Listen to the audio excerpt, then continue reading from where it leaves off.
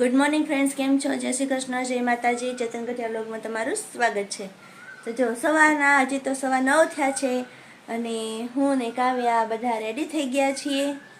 ચેતન તો ઓફિસે ગયા છે, પણ આપણા કાવ્યાબેન છે ને આજે વહેલા જાગી ગયા છે અને રેડી થઈને બેસી ગયા. શું કામ ખબર? આજે એના માટે છે ખાસ દિવસ. તમને ખબર છે ખાસ દિવસ શું કામે છે? શું કામે છે કાવ્ય?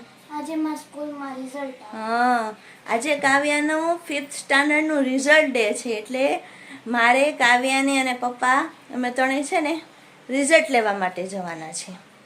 એટલે કાવ્યાબેન છે ને મસ્ત રેડી થઈને બેસી ગયા છે.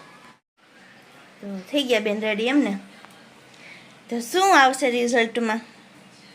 મને શું ખબર? લ્યો, તું તો કીધું હતું મારે પહેલો નંબર આવવાનો. હા, તો કેમ કેસ? ત્યાં જઈને ખબર પડે. ત્યાં જઈને ખબર પડે પેપરમાં કેવું લખ્યું કા? ડાયરેક્ટ રિઝલ્ટ જ દઈને છે. ડાયરેક્ટ રિઝલ્ટ જ આપશે. તો ચાલો હવે જવું છે ને રિઝલ્ટ લેવા. ચલો, નાનાજી તૈયાર થઈ ગયા? ચાલો જોઈ લઈએ. ચાલો, થઈ ગયા પપ્પા તૈયાર? હાલો તૈયાર. જાઉં ને રિઝલ્ટ લેવા આવે કાવ્યાનું? રિઝલ્ટ લેવા જાવ ને આખું બતાવવા જાવ. હા, હવે તમારા જ આંખને હોસ્પિટલે જશે, ત્યાંથી સીધા આપણે હોસ્પિટલે વયા જશું. કાવ્યાબેન તો જો આમ ખુશાલ છે હો. પણ હા, પાણીની બોટલ આલો લઈ લઈ.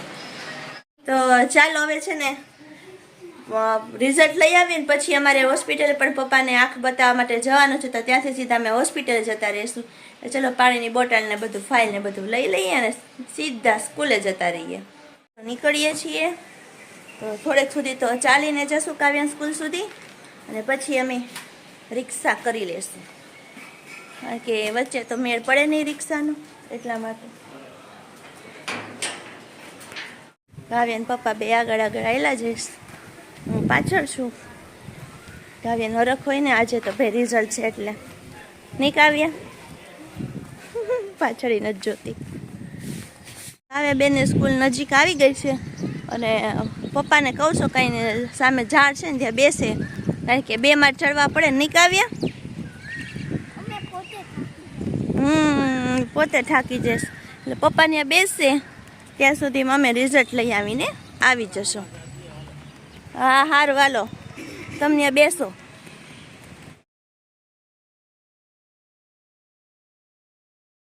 જો હું ને કાવ્યા રિઝલ્ટ લઈને આવી ગયા છીએ અને કાવ્યાબેનનો કેટલામ નંબર આવ્યો? 4th. દર વખત કરતા થોડોક આગળ આવી ગયો. 4th જ એમ કે. હા, પર્સન્ટેજ વધારે આવ્યા, 93 જેવા છે. ગઈ વખતે ઓછા હતા, આ વખતે 93 થઈ ગયા. 3% વધ્યા છે. એટલે ચાલો, સારા માર્ક્સ આવ્યા છે અને નંબર પણ 4થો આવ્યો છે, એટલે કઈ ચિંતા છે નહીં. હવે ઘરે જઈને બધાને રિઝલ્ટ બતાવશું, બરોબર ને? પડી નહીં જાતી. કાઉ બેન, તો પાર્ટી તો આપો હવે, 4થો નંબર આવ્યો તો. આ કોકોની દુકાન નજીક આવે છે, કોકો પીવડાવી દે હાલ. તો જો કાવ્યા પાસેથી પાર્ટી માગીએ છીએ. ઘરે જઈને હવે એના પપ્પાને બતાવશે. પહેલાં તો અમે છે ને હોસ્પિટલે જઈએ છીએ પપ્પાને આંખની ચેકઅપ કરવા માટે, પછી ઘરે જશું નિરાતે બધું કામ પતાવીને. આવી ગયા છીએ હોસ્પિટલે, બેસ્ટ હોસ્પિટલે. તો પહેલાં છે ને ચપ્પલની કાઢવા માટે જવાનું છે, પછી હોસ્પિટલની અંદર જશું. હવે બેન બેસી ગઈ ફાઇલની રાહ જોઈને. કા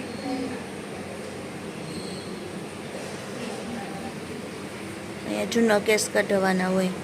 હાલો.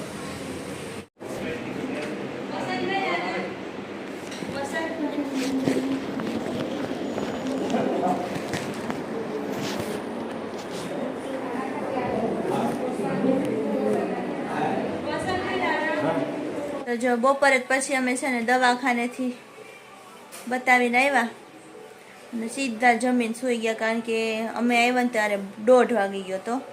પછી કંઈ કન્ટિન્યુ ન કર્યો અને તડકો કે મારું કામ, એટલો તડકો 1:30 વાગે અમને કોઈ લાગ્યો છે. તડકો ને લૂ ને ઓહો બાપ રે, અગન વરસતી હતી. હવે એમ થઈ આકાશમાંથી છે ને અગનના ગોળા વરસે છે. બહુ તડકો લાગ્યો, બહુ.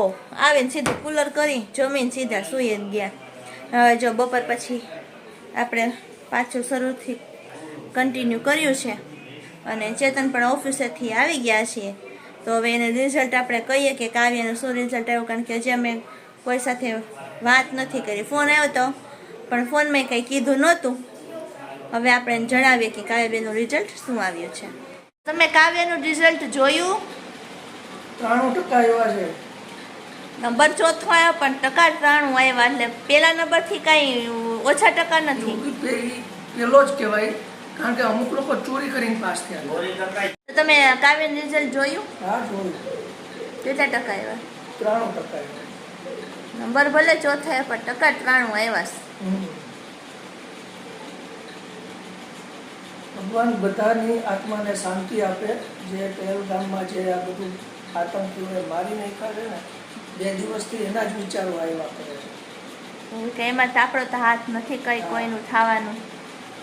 આતંકવાદીઓ આવ્યા હતા ને બધા માને બિચારા કેવા ફરવા ગયા હતા. તો પછી એને કોઈ સિક્યુરિટી ત્યાં હતી નહીં. એવું બધા કહેતા હતા, આપણે તો કઈ જોવાનું નથી.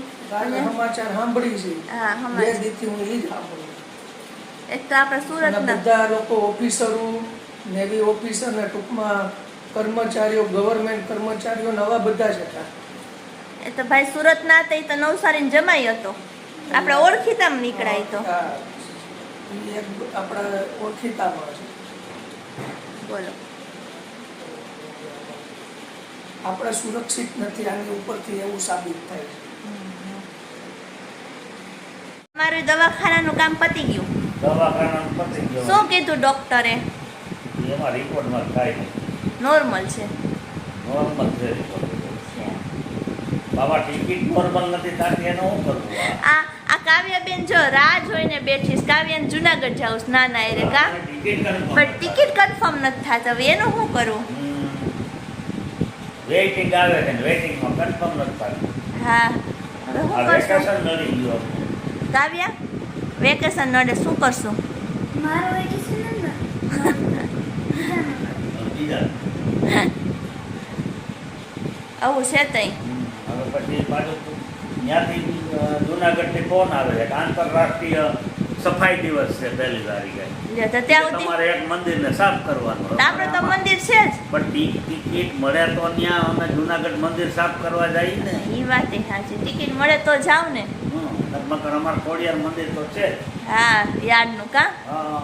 આ કાવ્યને લઈ જજો સાફ સફાઈ કરો. નહીં કાવ્ય? કાવ્ય પોતું માર દે હે ને? કાવ્યને પોતું મારતા આવડે.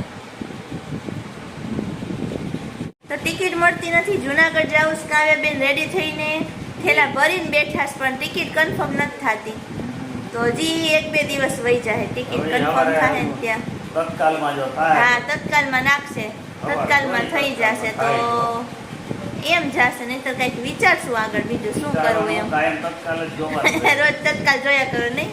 હા. આ શું લાવ્યા તમે?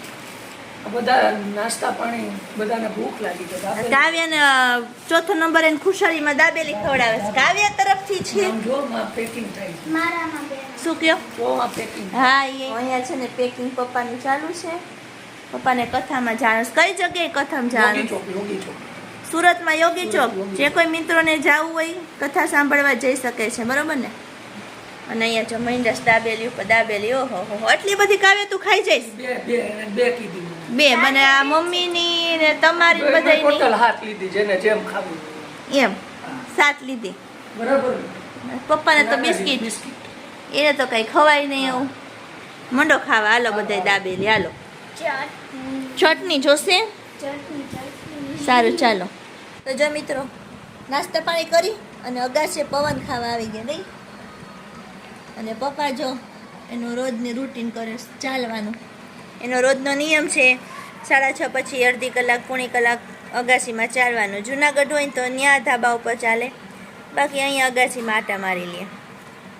તો ચાલો મિત્રો, આપણે આ સાથે આજનો વિડીયો અહીંયા પૂરો કરીએ. નેક્સ્ટ વિડીયોમાં પાછા મળશું. ત્યાં સુધી બધાને જય શ્રી કૃષ્ણ, જય માતાજી.